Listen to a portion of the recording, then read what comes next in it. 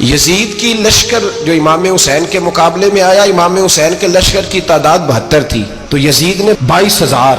مجھے بتائیے 72 کا 22,000 سے کوئی مقابلہ ہوتا ہے؟ عمر بن سعد نے پھر عبید اللہ ابن زیاد کو لکھا کہ 22,000 بندے تھوڑے ہیں، کچھ بندے زیادہ بھیج. تو عمر بن سعد کو عبید اللہ ابن زیاد کہنے لگے کہ تو پاگل تو نہیں ہو گیا، 72 کے لشکر کا 22,000 بھیجا، اور کتنا بھیجو؟ تو اس نے کہا تمہیں یہ نہیں پتا یہ لوگ کون ہیں؟ یہ مولا علی شیر خدا کی اولاد ہے. ان میں ایک ایک شخص ایسا ہے جو 1,000 کے مقابلے میں لڑنا جانتا ہے. تو یہاں کمزوری دکھائی جاتی ہے. ہمارے بچے سمجھنے لگے ہیں کہ یہ شاید کوئی ایسی داستان ہے، اور اس طرح کا ماحول ٹی وی پہ میں دیکھ رہا تھا، اس طرح کا ماحول بنایا جاتا ہے جیسے کوئی خوف ہے.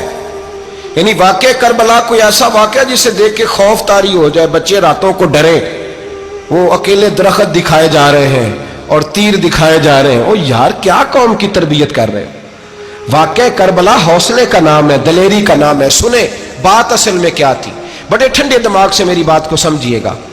حضرت مولا علی شیر خدا کے بعد مسلمانوں کے متفقہ امیر بنے تھے حضرت امیر معاویہ. انہیں امیر کس نے بنایا تھا؟ امام حسن نے، حضرت علی کے بڑے صاحبزادے. حضرت امام حسن نے ان سے صلح کی، انہیں خلافت دی. اور صحیح بخاری میں نبی پاک نے فرمایا تھا میرا بیٹا حسن سردار ہے، جب مسلمانوں کی جماعتوں میں لہو بہ جائے گا تو حسن ان کی صلح کرا دے گا. وہ صلح امام حسن نے کرائی. جناب امیر معاویہ امیر بن گئے. حضرت امیر معاویہ رضی اللہ تعالیٰ عنہ بڑا پیار کرتے تھے نبی پاک سے، بڑا احترام کرتے تھے حضور کے خاندان کا. ان کی جو اجتہادی خطائیں ہیں وہ اپنی جگہ پہ موجود ہیں. چونکہ امام حسن نے ان سے صلح کر لی، لہذا ہم بھی ان کے بارے میں کوئی جملہ کہنے کے مجاز، ہماری مجبوری امام حسن ہے. اس لیے کہ جسے امام حسن صحیح کہے پھر امام حسن کے ماننے والے کو اسے غلط نہیں کہنا چاہیے. حضرت امیر معاویہ رضی اللہ تعالیٰ عنہ کا جب وصال ہوا تو حضرت امام حسن پہلے ہی ان سے وصال کر گئے، آپ کو زہر دے دیا گیا، آپ شہید ہو گئے. امام حسین موجود تھے. تو یزید کے بارے میں لوگوں نے کہا جناب امیر معاویہ سے کہ یہ ٹھیک ہے، مناسب ہے اور بہادر ہے، دلیر ہے، وہ جو ہوتے ہیں نا خوش آمدی ٹولہ. تو حضرت امیر معاویہ کے گرد بھی کچھ ایسے لوگ تھے، انہوں نے آپ سے کہا کہ یزید کو نامزد کر دے. تو آپ نے یزید کو بلایا، حوالہ مجھ سے دیکھ لیجئے گا. بلا کے فرمایا کہ 3 بندوں کے سامنے اپنی خلافت پیش کرنا، اگر وہ تجھے مان جائیں تو امیر بن جانا، نہ مانے تو چپ کر کے گھر بیٹھ جانا. وہ 3 بندے کون ہیں؟ جناب عبداللہ ابن عباس، حضرت عبداللہ بن زبیر اور امام حسین رضی اللہ تعالیٰ عنہ. یہ وصیت فرمائی جناب امیر معاویہ. ہوا یہ کہ یزید جب امیر بنا نا، 2-3 چیزیں ہوتی ہیں جب کسی بندے کو قابو کرنا ہوتا ہے، 2-3-4-5 چیزیں ایسی ہوتی ہیں جس سے بندہ قابو آتا ہے. تو اس نے بھی فوری طور پہ، یزید نے دیکھا میرے لیے مسئلہ کیا بن سکتا ہے. ولید بن عتبہ اس وقت مدینے کا گورنر تھا. یزید نے اس کو خط لکھا کہ امیر عرب کا رواج آج بھی ہے کہ جب تک نئے خلیفہ کی بیعت نہیں ہو جاتی پرانے کے انتقال کی خبر ہی نہیں دیتے، اس کو رکھے رکھتے ہیں. یہ ان کا طریقہ ہے. وہ کہتے ہیں کہ ولی عہد اچھی طرح قبضہ کر لے پھر بتائیں گے. حضرت امیر معاویہ کا وصال ہو گیا، بتایا نہیں. یزید نے اب کیا کیا، کیونکہ بڑا چلاک آدمی تھا، بڑا شاطر تھا، بڑا تیز تھا، اس نے ولید کو خط لکھا. کہنے لگا کہ فوری طور پہ عبداللہ ابن عباس کو بلاؤ اور اسے کہو میری بیعت کریں. یہ جو بیعت ہوتی تھی نا، یہ بھی سن لے کیا ہوتی تھی. یہ بیعت حلف ہوتا تھا کہ میں اللہ رسول کے نام پہ حلف دیتا ہوں کہ میں یزید کی اطاعت کروں گا، میں اس کے خلاف کوئی بغاوت نہیں کروں گا. کوئی یہ بیعت لوگ سمجھتے ہیں کہ بس ہاتھ پکڑنے کا نام بیعت تھا. اس بیعت کا متبادل جمہوری ملکوں کے اندر ووٹ آیا ہے. تو کہا بیعت کرے. حضرت عبداللہ ابن عباس کو بھی بلاؤ، عبداللہ بن زبیر کو بھی بلاؤ، امام حسین کو بھی بلاؤ. امام حسین آدھی رات کے وقت بیٹھے تھے مسجد نبوی میں، چونکہ 5 نمازوں کی آپ امامت کرتے. امام حسین نماز پڑھا کے عشاء کی بیٹھے تھے. جناب عبداللہ بن زبیر، عبداللہ بن زبیر کون تھے؟ یہ نبی پاک صلی اللہ علیہ وسلم کی پھوپھی پوتے تھے اور جناب صدیق اکبر کے نواسے تھے حضرت عبداللہ بن زبیر. اور جناب زبیر بن عوام عشرہ مبشرہ صحابی ہیں، ان کے بیٹے تھے. بہت زیرک آدمی تھے. یہ بھی امام حسین کے پاس بیٹھے تھے. عبداللہ ابن عباس بھی تھے جو حضور کے چچا کے بیٹے ہیں، اس امت کے پہلے مفسر ہیں قرآن پاک. یہ لوگ بیٹھے تھے. تو ولید نے ایک بندہ بھیجا، اس نے آ کے کہا جناب آپ کو گورنر صاحب نے بلایا ہے. تو عبداللہ بن زبیر کہنے لگے حسین اس وقت بلانے کی بات سمجھ میں نہیں آئی. تو امام حسین بڑے بصیرت والے تھے، اللہ نے بصیرت دی تھی. کہنے لگے عبداللہ آپ کو سمجھ نہیں آئی، مجھے سمجھ آ گئی ہے، امیر معاویہ وصال کر گئے اور یہ ہمیں جو بلایا گیا ہے نا، یہ یزید کی بیعت کے لیے بلایا گیا ہے. تو کہا پھر آپ آدھی رات کو نہ جائیں، آپ کے لیے خطرہ ہوگا۔ تو امام حسین فرمانے لگے خطرہ حسین کو نہیں ہوتا۔ نہیں، کہا پھر بھی آپ مہربانی کریں ذرا احتیاط سے جائیں۔ تو جناب عبداللہ ابن زبیر نے، عبداللہ ابن عباس نے 14 بندے نیزے دے کے، تلواریں دے کے امام حسین کے ساتھ بھیجے اور کہا کہ امام حسین اگر اس نے کوئی غلط ملت بات کی نا، زبردستی بیعت کرنے کا کہا، تو آپ بس کوئی ایک بات اونچی آواز میں کر دینا، یہ سپاہی پیچھے آ جائیں گے۔ امام حسین ان 14 بندوں کو لے کے گورنر ہاؤس پہنچ گئے۔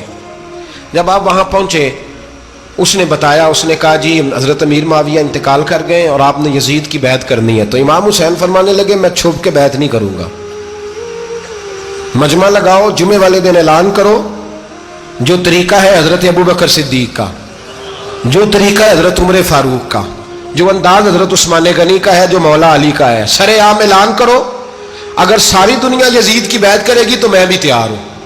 تم مجھ سے بیعت لے کے پھر لوگوں کو بتانا چاہتے ہو کہ حسین بیعت کر رہے ہیں تو تم کیوں نہیں کر رہے؟ میں عام آدمی نہیں ہوں، لہذا چھپ کے بیعت نہیں کرتا۔ جب یہ بات کی نا تو ولید بڑا نرم دل تھا اور امام حسین کی شان کو جانتا تھا، وہ جانتا تھا یہ نبی پاک کا خاندان ہے۔ اس نے کہا جی مجھے تو حکم تھا، باقی آپ حضور کے نواز ہیں، میں کر کچھ۔ وہاں ایک بڑا بدبخت شخص بیٹھا تھا، عبد الملک بن مروان، وہ ولید سے کہنے لگا کہ اگر حسین آج تمہارے ہاتھ سے نکل گئے تو تمہارے لیے بہت بڑا مسئلہ کھڑا ہو جائے، انہیں جانے نہ دینا، یا بیعت کراؤ یا ان سے کہو جنگ کے لیے تیار ہو۔ تو امام حسین رضی اللہ تعالیٰ عنہ کے کانوں میں آواز گئی تو فرمانے لگے ابن مرجانہ، اگر تیرے اندر جرت ہے تو آ سامنے حسین کے، اس کے کانوں میں باتیں نہ کر، کانا پھوسی نہ کر، باہر آ میدان میں، شرارت نہ کر، باہر آ، میں تمہیں ابھی بتاتا ہوں کہ حسین سے مقابلہ کرنے کا انجام کیا ہے۔ یہ کہہ کہ امام حسین باہر نکلے، اپنے بھائی محمد بن انفیہ کو بلایا، عبداللہ بن زبیر، عبداللہ ابن عباس، ڈھیر سارے لوگ اکٹھے ہو گئے۔ فرمایا یہ معاملہ ہے، اب کیا کرنا ہے؟ تو وہ کہنے لگے حضور وقت ابھی مناسب نہیں ہے، آپ اس طرح کریں یہاں رکے، ہم مکے سے، عراق سے، کوفے سے لوگوں کو بلاتے ہیں، یہاں ایک بڑی مجلس مشاورت قائم کرتے ہیں۔ امام حسین فرمانے لگے اگر تم مشاورت قائم کرو گے تو ولید اور عبد الملک بن مروان وہ تو جنگ کرنے کو تیار ہے، اور نبی پاک نے فرمایا ایک مینڈا ہوگا جس کی وجہ سے مدینے کی گلیوں میں لہو بہے گا۔ فرمانے لگے میں وہ بکرا، وہ مینڈا نہیں بننا چاہتا۔ کہا پھر آپ کیا کریں گے؟ تو امام حسین رو پڑے، فرمانے لگے میں مدینہ چھوڑ جاؤں گا لیکن مدینے کی حرمت پامال نہیں ہونے دوں گا۔ امام علی مقام آدھی رات کے وقت نکلے، سیدہ فاطمہ کا دروازہ ایک اس دن تھا جس دن حضرت مولا علی کوفے چلے گئے، اور دوبارہ آج تالا لگا جب امام حسین نکلے۔ آپ جنت البقیع کے پیچھے کھڑے ہو کے حضور کا روضہ دیکھنے لگے، اس وقت گنبد تو نہیں ہوتا تھا، روضہ دیکھنے لگے۔ نانا تیرے کرم کے خزینے کی خیر ہو، میں جا رہا ہوں تیرے مدینے کی خیر ہو۔ سارا خاندان لے گئے، مکے تشریف لے گئے، حج کے ایام قریب آنے والے تھے۔ امام حسین نے وہاں لوگوں سے باتیں کی۔ جب امام حسین وہاں پہنچے تو کوفے سے خط آنے لگے۔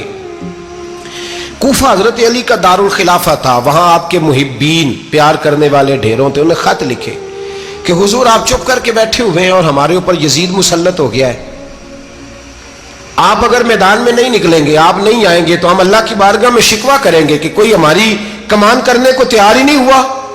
اور وہ خط 1 2 3 نہیں آئے، وہ خط اتنے تھے کہ 3 بوریوں میں بھرے تھے امام حسین، 3 بوریوں میں۔ اب مجبوری ہو جاتی ہے، حق کے لیے کئی دفعہ بات کرنا مجبوری ہوتی ہے، اگر نہیں کرے گا تو پھر اس کو بھی قبر میں جواب دینا پڑے گا۔